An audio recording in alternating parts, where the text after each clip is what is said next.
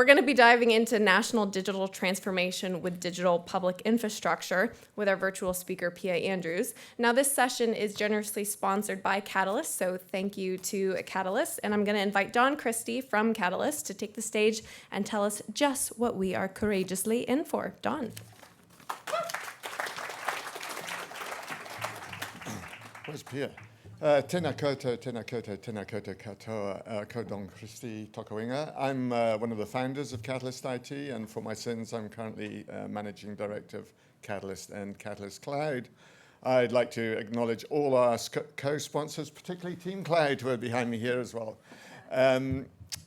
Pia, wow, it's just so remarkably a remarkable honour actually to be able to introduce or reintroduce Pia to this audience. We were contacting each other last week and trying to work out when we first met, whether it was 1997, 2003, 2006. So there's a long weave. When we first met, we were kind of herding open source free software communities on each side of the Tasman.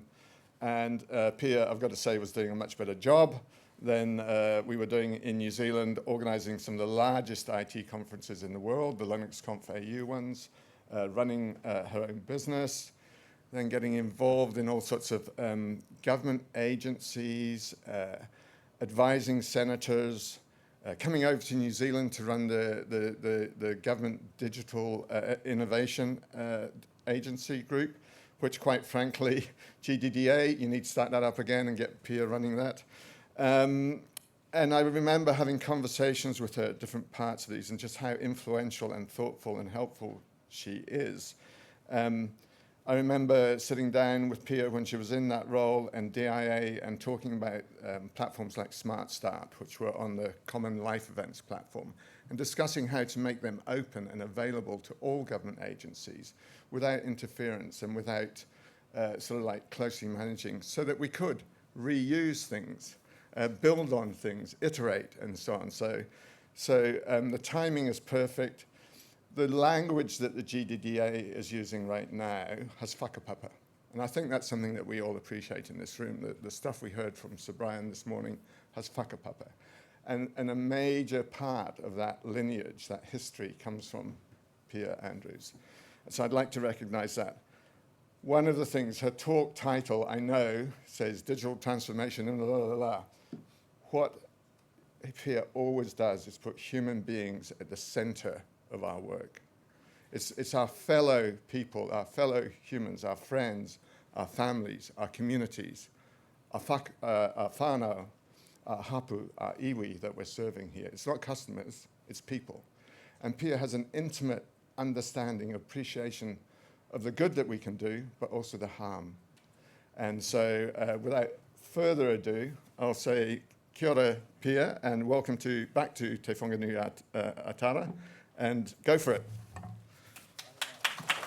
My goodness, what an extraordinary introduction. Thank you so much, Don. Tēnā koutou, everyone. Ko Pia Andrews, tōku inua, no rea, tēnā koutou katoa. I just want to quickly send that love back.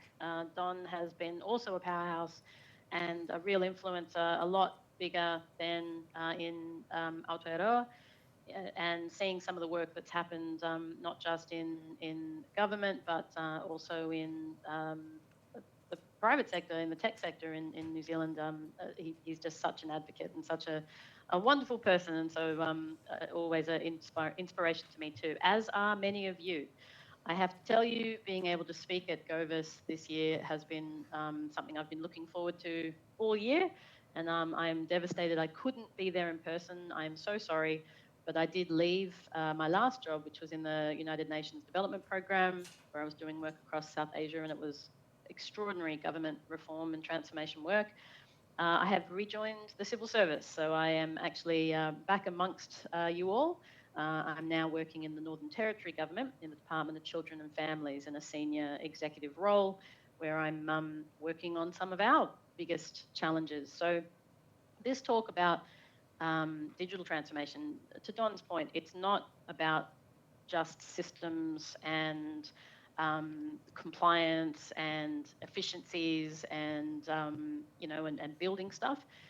It's a lot more profound than that. It's actually about transforming our public institutions so that they can be not just fit for purpose in modern days, which is both digital and global and exponential and, in a increasing polycrisis, but also making sure that our civil services deliver on both policy intent and on public outcomes. We have to be stewards for long-term public impact and public improvement, because if we're not actually creating a good quality of life for our broader whānau, our national whānau, which is in everyone that we serve, then we're not doing it right.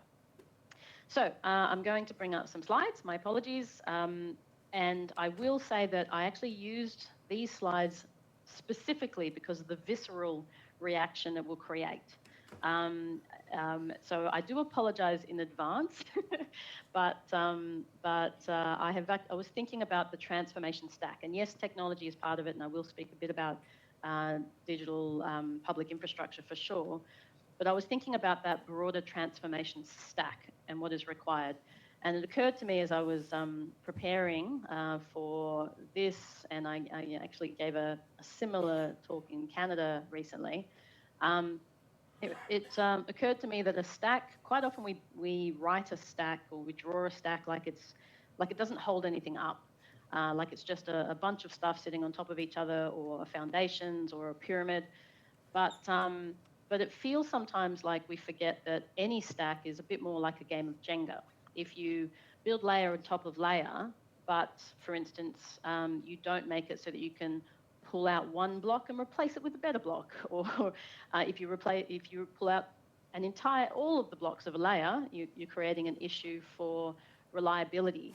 A strong transformation stack needs to be something that is both able to be improved over time, slipping in and out, more blocks, but it needs to be reliable, something we can rely upon. That's not to say static. Just to be super clear, some people think that reliability and static are the same, but actually, if you're a ship that's in shallow waters and you don't flow with the tide, if you actually put the anchor down to try to stay still, then of course when the water goes out, you get destroyed on the reef. So being flexible and being agile is part of that, but it needs to be something people can rely upon. So I'm going to talk to you about my stack. It's worth just reiterating, I know you all know this, but just as a reminder that the public sector and how we operate as public institutions, as public servants, is actually our biggest policy lever in our countries. When the public sector, when the civil service invests in something, when it buys something, when it builds something, it is always the biggest spender of IT, the biggest workforce. The way that the public service conducts itself is actually our biggest lever in our economy. And whether we plan it or not, the way that the public service behaves can either constrain or accelerate an economy, a workforce, technology, a competence, etc. So how we operate isn't just about how we deliver on our mandate and our purpose, but it is also a direct impact on our broader economy, which a lot of people know intuitively, but it doesn't always make its way into our plans. Of course, we've spoken many times about how linear efforts are not going to address exponential change or exponential needs. And so transformation is about shifting away from a mindset where we apply a little bit more or a little bit less to how we've always done things, and we start looking for ways to do things dramatically better, with dramatically better impact. So here is Pia's government stack, which I'm going to call my little transformation stack. I've got 5 layers. I will speak through these relatively fast. What I want to do out of this talk is not only dwell on one concept. I want to give you 2 things. I want to give you some patterns that I've observed over the years I've worked now with about 15 governments from around the world, from Northern Hemisphere, Southern Hemisphere, from the global South, from Western, Eastern. I've covered a pretty good range now of different types of public institutions and governments, including, of course, being able to work in the NZPS. And these are the 5 patterns that I've observed. So I'm going to share with you patterns I've observed, and I'm going to share with you some solutions about what constitutes that stack, that layer of the stack. I will share these slides afterwards so you have access to all the resources and all of the solutions. Some of these solutions were developed with my work with the United Nations Development Programme. These solutions were developed in my career over the public service, but some of them will work for you, some won't, but hopefully it gives you some food for thought and some ideas moving forward. So let's start from the bottom of the stack because it's always the most important. Authority is my first layer of my transformation stack. What's interesting about authority is you need to both have it and you need to exercise it. It's not enough to have delegated authority, you need to exercise your delegated authority. Otherwise you freeze, otherwise you don't move, otherwise everything you're trying to do fails. I have worked now in governments where there is a very strong delegation of authority from the law, from the constitution, from the political layer to the civil service, where decision making is efficient and effective, and people can spend money or approve things or improve things as part of their operating model. And at the other end of the extreme, I've worked in public institutions now, particularly in Southeast Asia, where in a couple of countries where every single decision, including in one country, to spend $100, you would need to go not just to the head of your department for approval, you would not just to the minister for approval, you'd actually have to go to the president for approval. And that kind of lack of delegated authority, of course, means that you can't do anything. Literally, you can't move, you can't deliver services, you can't improve it, you can't deliver anything. And so that kind of lack of having authority is critical. But even when you have authority, I have worked in other jurisdictions where they might have the legal authority to operate, but they don't exercise it. So we built in the UNDP a framework that we called the Authorising Environment Assessment, where we look at 4 types of authority. We look at the legal authority that the public services, that the civil service has, which looks at the constitution, laws, legislation, or the constitutional framework, I guess, in Aotearoa's construct, and looks at what legal and legitimate authorities are delegated to the public service. Oversight authority is about making sure that there's the right independent mechanisms that hold that civil service to account with powers to intervene and remediate. Operational authority is, do you have the authority to, requisite authority to make decisions about procurement, about staffing, about training, about delivery, improvements, these kinds of things without political interference or external interference. And the public authority is really about making sure that there is the right amount of transparency, reporting, visibility, etc., to maintain trust and sustainability of the operating model of the civil service. Each one of these comes with a series of questions, some of which are evidence. So does your constitutional framework even recognise that the civil service exists? Some of them are proof points, though. So we might ask, if you have an independent organisation responsible for investigating corruption, but the proof point is how many civil servants have actually been arrested or dismissed for corruption? Because if the answer is 0, it's probably not working very well. So then this is also about understanding authority of and the directionality of policy. Of course, the minister, in every jurisdiction, the minister has delegated authority on big P policy, but it's always, and it should always be considered secondary to the legal authority, to what the legislation says, what the constitution says. And then, of course, operational policy sits with departments and below.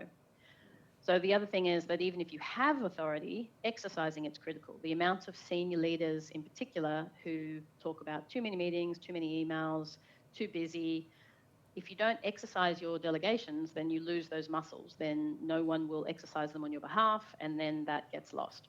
So let's move to the second layer of the stack, technology.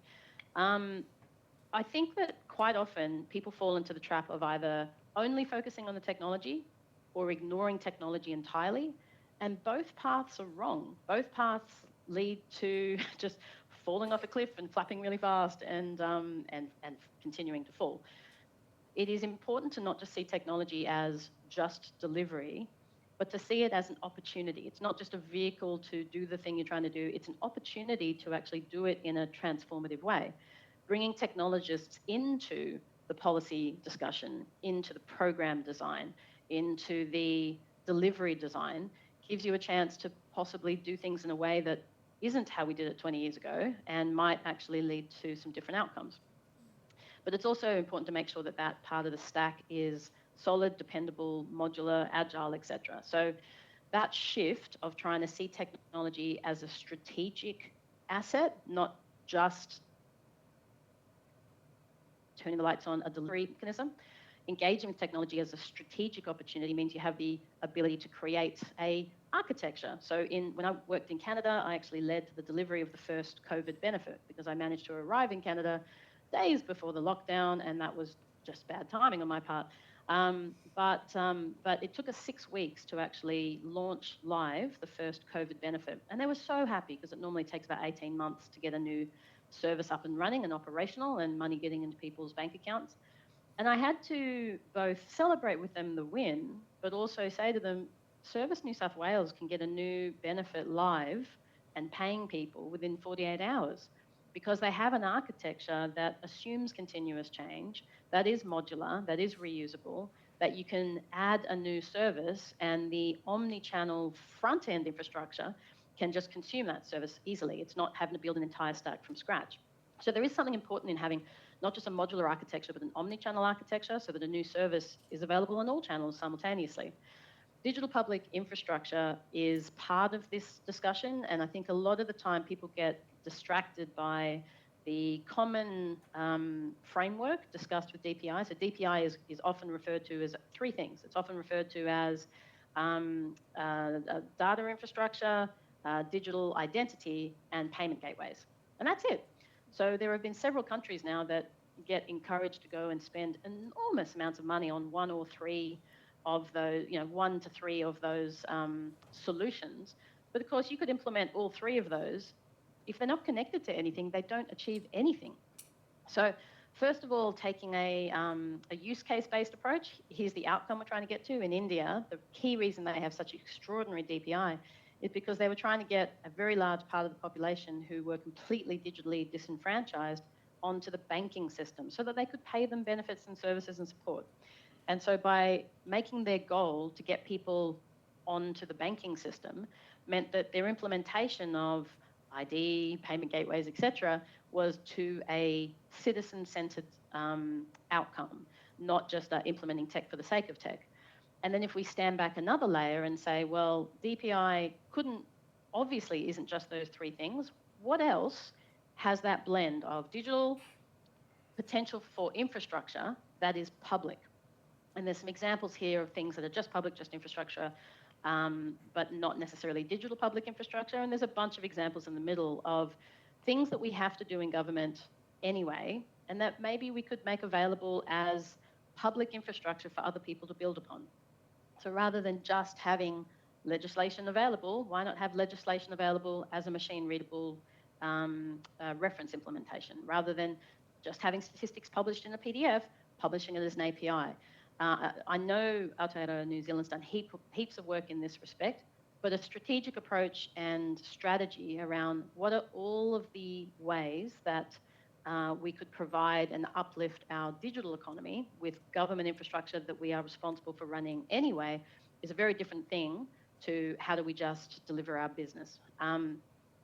We did a bit of work a few years ago on this with Digital Whenua. I'll share that a little bit later. But looking at digital public infrastructure from a treaty perspective, which I know is possibly less politically interesting right now, but always of interest, I'm sure, across the rest of the economy. So I'll share that a bit later. The other part, of course, is that with AI, particularly agentic AI, some of our traditional digital infrastructure is being undermined.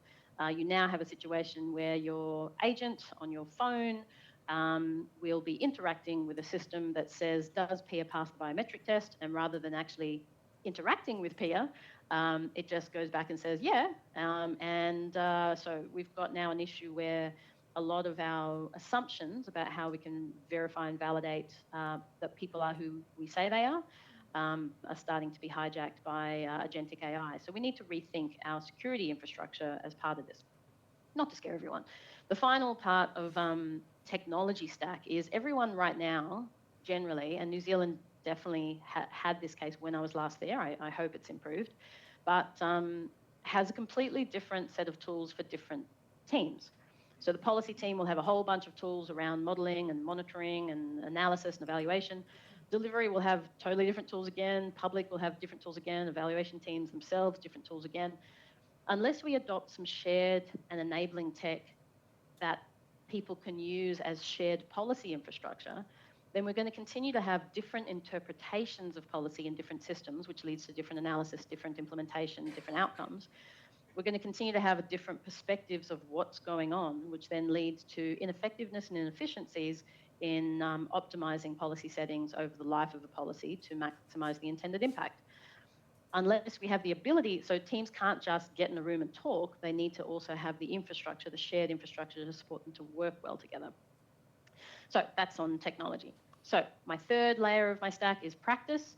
I love this picture, and you can delve into it a little bit later, but what it really leads to is if every team is just got walls between them, not really talking, you might have one team bunching, shoving holes in the walls because they think it's going to make it go faster, another team trying to fill the holes and empty the water, teams up top not talking, and unless you have practice isn't just about good practice, it's about an operating model where everyone works well together in a seamless way. So if we were to look at policy, for instance, rather than seeing it as a document we produce, actually seeing it as a journey. Policy is meaningless unless it actually creates an outcome, an impact, a public outcome of some sort that's measurable and visible. So being able to see policies and programs as a journey where we work together. How does everyone row in the same direction? What is the shared destination that we have, and how do we get there? And adopting a journey mindset gives you a better chance of reaching across the aisle to other teams who are also on that journey to say, well, we're both rowing and should be rowing in the same direction. How do we work together?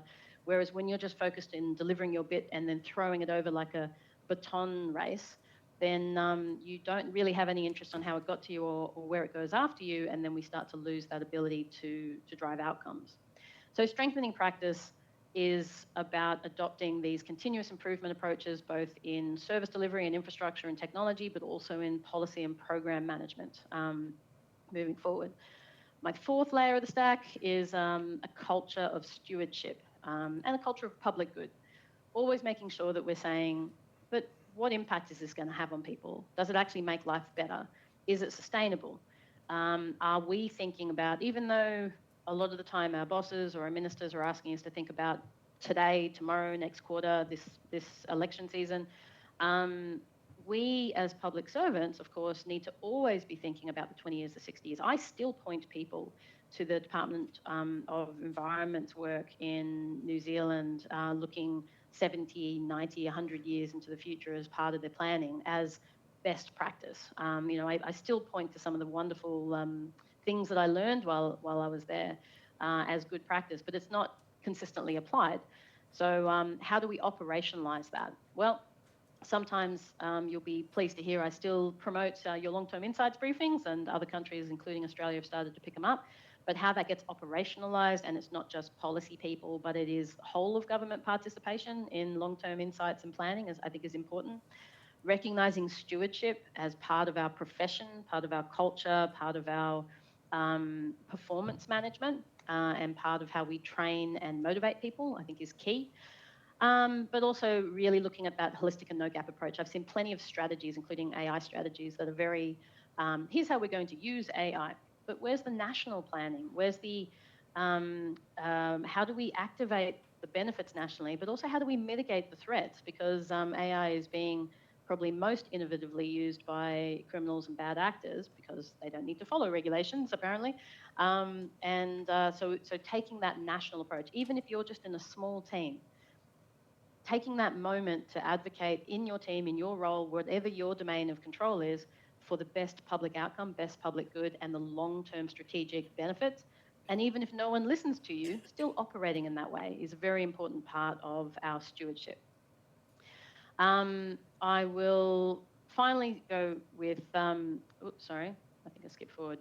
So I'm going to finish off with transformation. So also looking at transformation in a couple of different ways. Transformation isn't always going to be just implementing a technology or service delivery.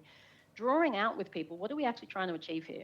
Is it service delivery excellence? You know, if you're just trying to deliver an app, that's not really transformation. That's just BAU with a slightly better tool. How are we actually going to transformation is where you are defining a outcome. So outcomes-based transformation is critical part of that stewardship.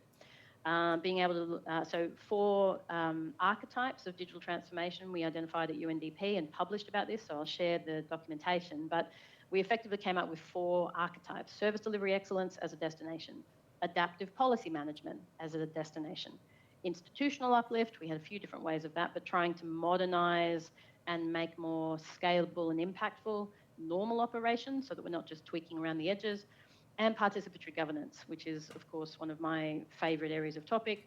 All 4 of these, of course, in an ideal world would intersect, but it also gives you a chance to open conversations, to say digital transformation can't just be in IT or in our services. We need to look at how we digital transform our institutions more broadly. Not just training people on AI, but looking at our operating model, about how we engage with the public, about how we, yes, leverage technology, but how we transform our models. So I'll share all of that, but we also need to make sure that we are stewards for our people, you know, supporting our people, making sure they're supported and valued and that they have the space, time, permission, and cover to succeed, and time. It's very hard to have time to succeed if you're always running on urgent. So I'll finish off with my 5th pillar, which is vision. If you don't have a destination, everyone rows in different directions and you probably end up just sinking.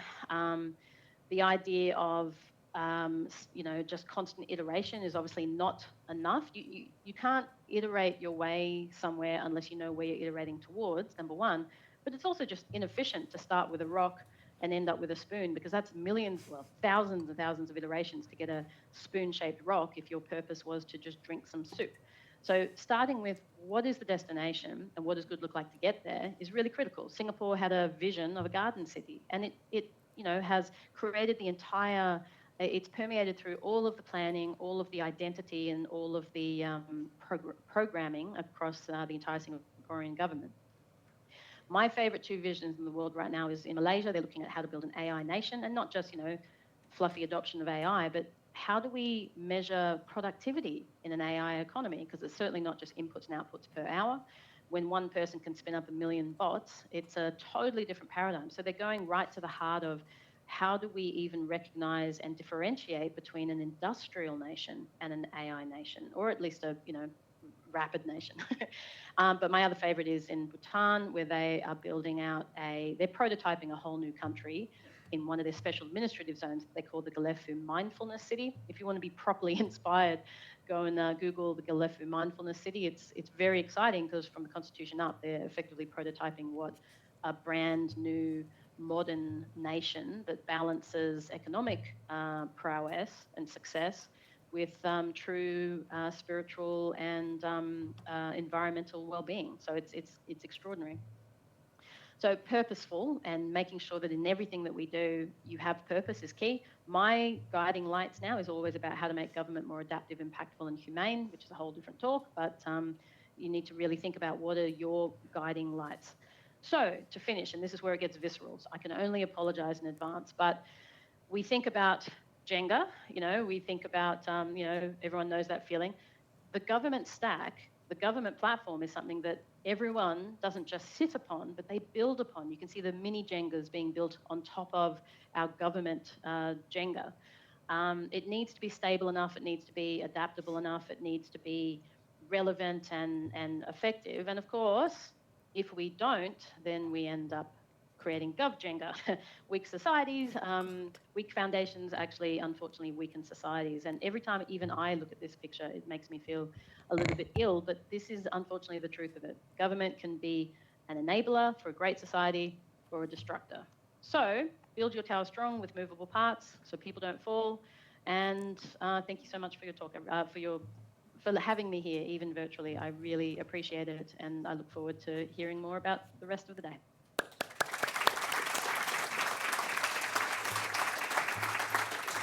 Thank you, Pia. What a tastefully haunting visual to end on there. Just to replay a couple of pieces that you had said, we have to steward the long term. That was a real theme throughout. And then also, how can you make the Jenga blocks replaceable so when there is a better Jenga block available, you don't have to start from scratch, right? It's this notion of not reinventing the wheel. How can we, from Aotearoa to Australia to Singapore, share those wheels so we're not starting from scratch, but maybe patterns that get us 60, 70% of the way there.